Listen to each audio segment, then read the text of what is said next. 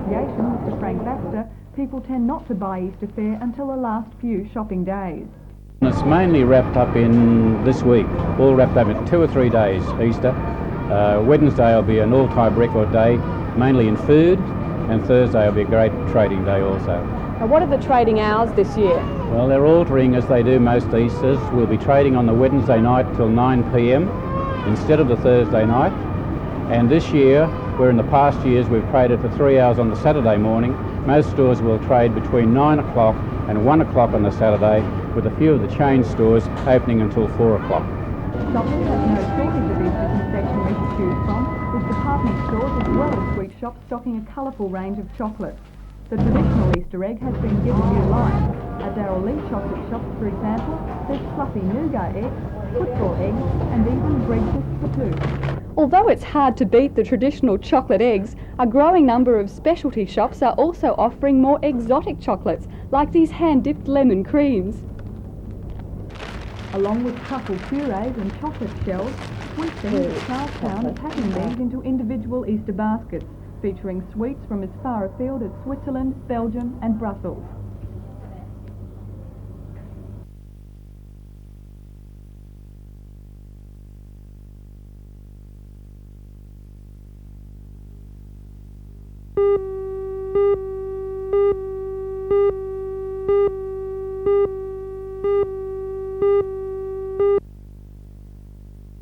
To be done. Well, firstly, I haven't meant to be critical in the content of The move is unusual because Mr Parker is a former Labor Party alderman and the electoral assistant to the federal member for Newcastle, Mr Alan Morris. Mr Parker opposes cabinet proposals to cut what's going on in government members, saying the move would virtually create a sort new of still form very of preliminary Labour. stuff. He Youth says the unemployment Kirby Committee's is proposals actually their create number one priority to 75,000 tackle, traineeships and they might by bring action 1988 forward. must be That funding runs out in because April, youth and unemployment because of a has freeze on risen funds from the dramatically. Department of Youth. That youth unemployment must be the government's number one priority, because at the moment we have youth unemployment of approaching 30%. Dance, play games, and Those people they're dropping out of society, and we must tackle youth unemployment. We must get young people in training and training to raise their skills so that they can fit into the workforce.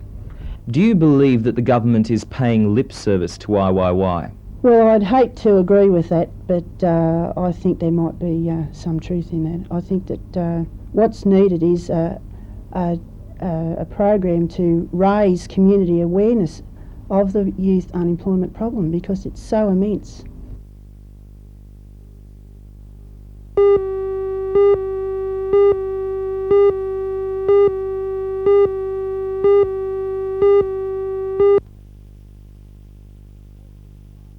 The Corsair class came into existence in 1967, and at 16 feet it's big enough to be either raced or simply pleasure sailed by 2 or 3 people.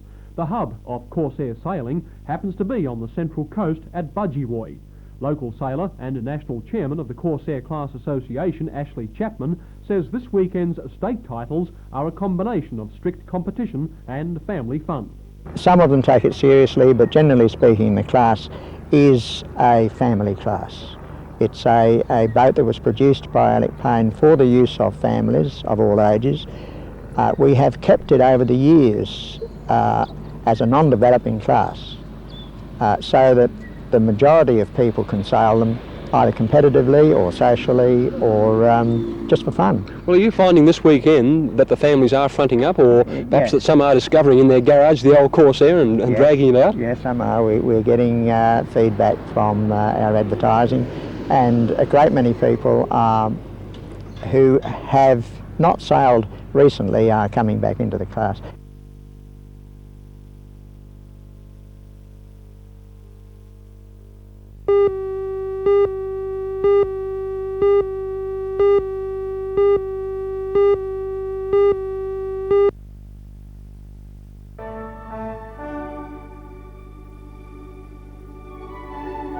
Although the Hunter Orchestra has been registered as a company since 1982, this is its third season due to lack of funding. Organisers are hopeful the orchestra's performances will be well attended to strengthen their argument for government funding. They They say ideally the orchestra would be made up of a corps of permanent musicians. At present, directors are donating their time while the musicians are being paid for each performance. The orchestra, conducted by Ulrich Burstein, will perform this Wednesday at 8 p.m. at the City Hall.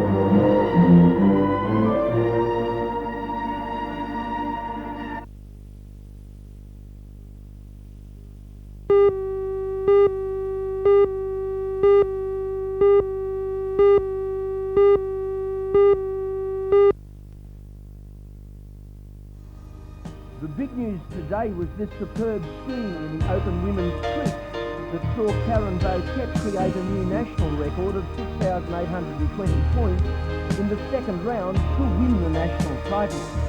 Karen, soon to be married to men's star Mick Neville, is Queensland and national overall champion and has performed well and won in world company overseas, and no wonder.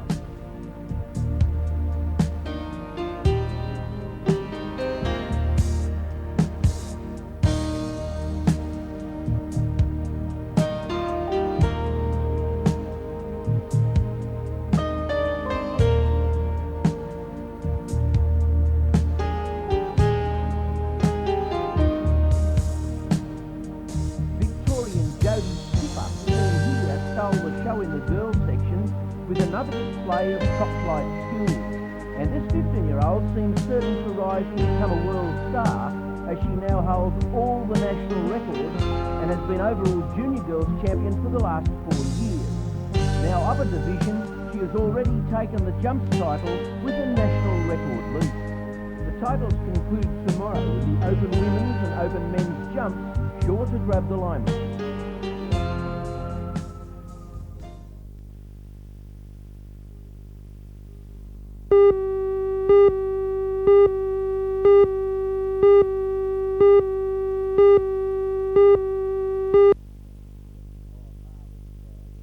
Oh, marvellous. It was a pressure game, but it was, marvellous it was. And the whole thing was played in tremendous spirit, and indoor cricket was the winner. How did it go? How did the game progress? Well, in the final, they batted, that's South Australia that is, batted first, and I think our fielding and bowling just peaked at that time, and we knocked them over for 17, and there wasn't much they could do about it. We were just sort of running hot at the time. And in turn, when we came into bat, they kept us down pretty well. Halfway through the innings, we were only 20 ourselves, but anyway, we got away in the end, and we finished up scoring 70, so it was quite a comfortable win in the end. Did anyone come out of the woodwork as a top-line player, perhaps a youngster? Well, probably the guy that's come out of it best of all is David O'Loughlin, who initially was selected as a second-string keeper, and we used him in our first team right throughout the series, and he's come out the player of the series actually. He was the real find.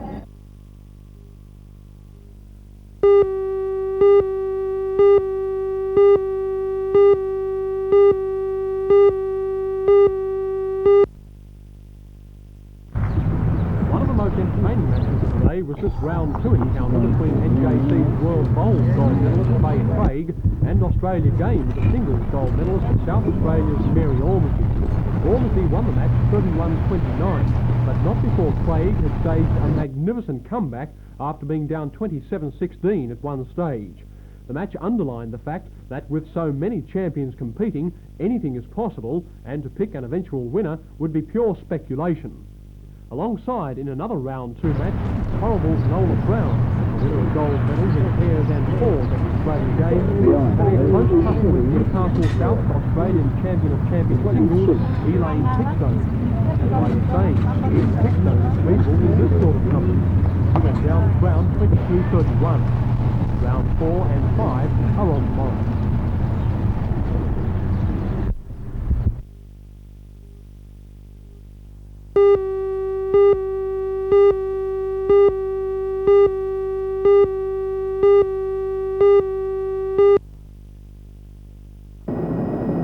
Almost the entire adult population of Seal Rocks was in the court to hear today's decision handed down. Organisers of the 40-strong protest say there's overwhelming local opposition to the caravan and camping complex already approved by the Great Lakes Council. The only tourist facility at present is a council caravan park with 85 on-site vans. The Save the Sear Rocks Committee says unique forest land is threatened by the proposed development and the state government should act to stop it. Protesters say Sear Rocks is the state's last untouched fishing village. And the committee says the approval is contrary to an assurance given by the late Paul Lambert 7 years ago when he was Minister for the Environment.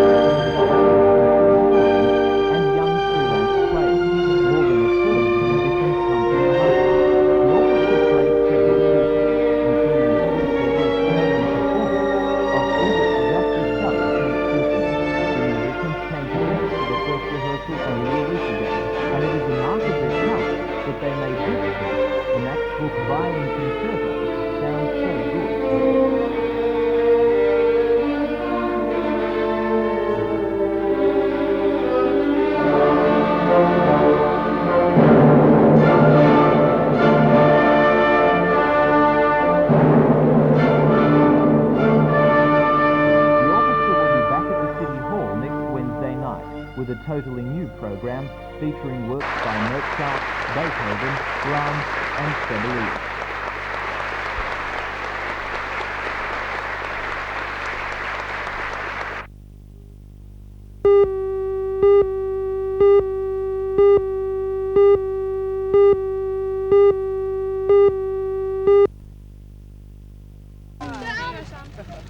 Young people, all aged between 12 and 16, are from the Manhattan Country Club, Los Angeles. They are in Australia as part of a cultural exchange program, and their common interest is tennis.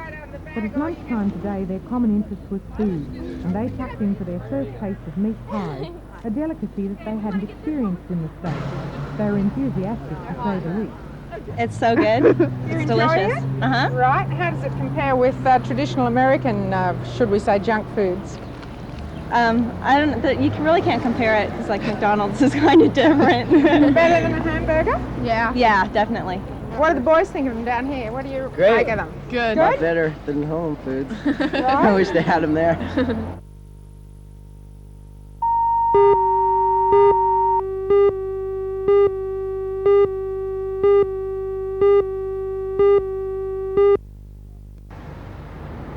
Although the dispute is an internal union matter, the meeting has been called during work hours because officials say it's the only way workers could be brought together.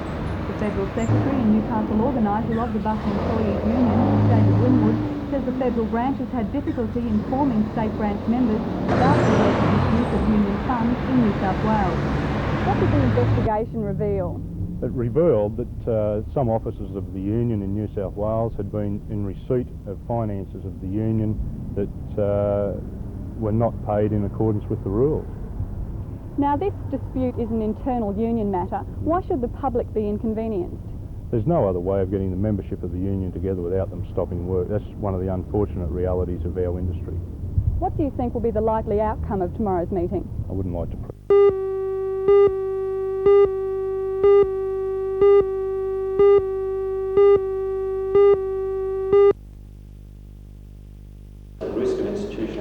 Under the new program, services such as home nursing, Meals on Wheels, home health and senior citizen centres will all come under the federal government's Department of Community Services. Although the new program was announced last year, negotiations over funding are still underway between the state and federal governments. The delay in implementing the new scheme was today criticised. Joe Harrison from the Home and Community Care Forum says discussions between the state and federal governments, which resume next Monday, have already taken too much time. Community groups are very concerned. That's why we formed the Hack Forum, which actually is based in Sydney, and that's a coalition of groups that represents service providers and consumers who are very concerned about the fact that this program's been announced, that we haven't really had an opportunity to feed into what the program looks like yet, and that we feel that the governments have not been as willing as they should have been to consult with people in the field about how we want the program to operate.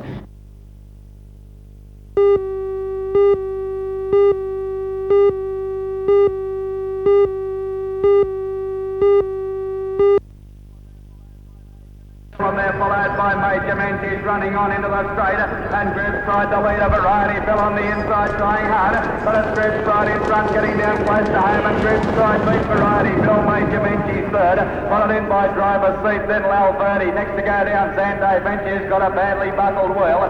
June Still was in behind them, followed in by Jess's Pick. Next to last, Spring Yankee and Shine.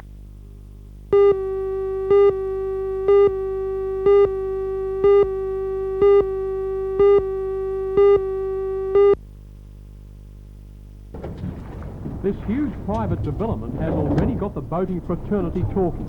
When it's finally completed, this multi-million-dollar marina should have them buzzing. Council has approved the building of another 131 berths. The existing 2 jetties will be extended. When the entire project is completed in about 2 years' time, it's going to be more than just a marina, as this artist's impression shows. It will include small parks and gardens, novelty shops and a restaurant, a significant tourist attraction. Mr Williams is relieved that Council has seen fit to allow the development to continue. It's such a big complex and it's lovely to have everybody on side and everything going so well. Really we're trying to do the best we can and the best for our lake. And of course the rest of the marina itself is aimed at a fairly healthy boating industry. You've got dry storage now, 3 racks high. It is good for dry storage really, because it's a big save on the person that can put a boat into dry storage compared with a moored one. And the planning also has reached into the area of parking. I see now you've got the area adjacent to Marmong Road set aside specifically for 130 odd cars. Yes, that's specific for parking only. We're required to have that parking facility, and we're very lucky that I required that land. And it was a big effort to get it. And now that we've got it, we're very happy, and we've got ample parking for years to come.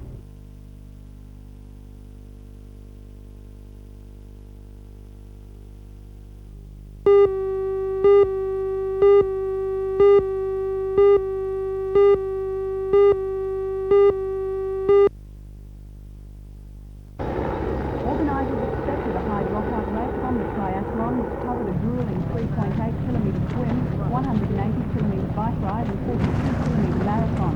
But nothing like the 50 contestants in the field of 157. The fella coming through now. These conditions were largely responsible. Mr. 28 who were pulled from the waters of Torres Lake, suffering severe hypothermia. This included the world's ranked 1 and 2 triathletes, Americans Mark Allen and Alex Kinley. Australian Olympic swimmer Graham Williams was first out of the water, collapsed in severe leg cramp.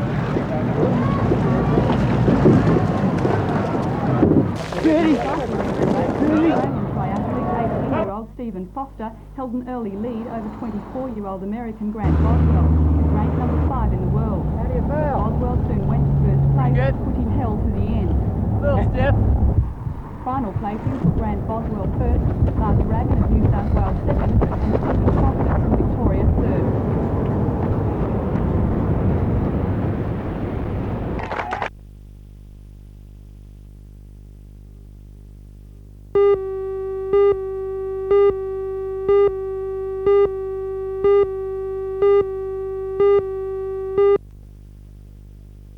I thought the referee did caution him on the run. He could have looked up. Quite surprisingly, he said nothing to him after this incident other than something. The severity of the injury to Drew, and tonight South will make a formal request to the directors of the Newcastle Rugby League to view the incident and consider what can be done. Panowitz will now miss much of the season at least. He is now in the Royals, awaiting an operation on a fracture. I was running backwards and saw that my jaw was gone. I had teeth inside my mouth. and I tried to attempt to tackle on the rugby player, and I just sort of fell to the ground and I just stayed down. It was just too sore. Had the attempt, Lee, and he certainly doesn't look the type of footballer that can kick field goals. Certainly doesn't. Colin Mathias. Attempted tackle. This now is Spider Walsh, Peter Walsh. Panowitz came back, but Walsh was able to deliver. And oh, Walsh's job, Panowitz. Oh, put a couple on him, Walsh. Panowitz is not retaliating, but he's having a word to the young fellow. I don't see any real need for that, quite frankly. The touch judge is going on the field of play, and fair dinkum. There's the tackle. Here it goes again. There's the tackle. He came back on him. Now, whether he's hooked in there or not, I don't know. Walsh lets him have two, and then our camera goes. See this again. This is Panowitz in the right of the picture here. He goes up there and bang. That's the boot that came off accidentally from Edwards, and that's the reason Panowitz left the field. Let's not give the wrong impression. He went off after the little skirmish. He went off by getting a loose boot to advertise.